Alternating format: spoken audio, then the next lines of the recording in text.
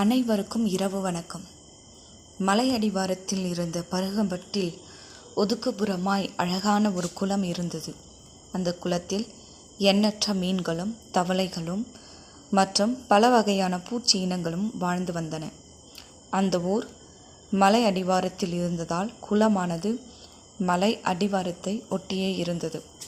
அதனால் மழை காலங்களில் மலையிலிருந்து பெறும் நீர் இந்த குளத்திற்கு பாய்ந்து குளத்தை நிரப்பிவிடும். அது மட்டுமல்ல, வெயில் காலங்களில் கூட அந்த மலையில் இருக்கும் ஊற்றிலிருந்து கொஞ்சம் கொஞ்சமாய் தண்ணீர் அந்த குளத்திற்குள் வந்து விழுவதால் பெரும்பாலும் அந்த குளம் வற்றுவதில்லை. இதனால் அங்கு வசிக்கும் உயிரினங்கள் நிம்மதியாய் வாழ்ந்து வந்தன. அந்த குளத்தை நம்பி அதை சுற்றிலும் விவசாய நிலங்கள் இருந்தன.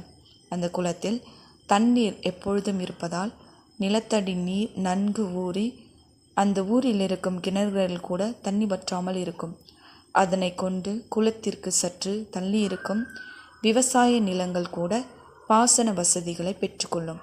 அந்த குளத்தின் கரை ஓரங்களில் எப்பொழுதும் கொக்குகளும் நாரைகளும் ஒற்றை காலில் தவம் இருந்து கரை ஓரம் ஒதுங்கி வரும் மீன்களை லபக்கென கவ்விக்கொண்டு பறந்துவிடும். அதனால் எப்பொழுதும் குளத்தை சுற்றி நீர் இருந்து கொண்டே இருக்கும்.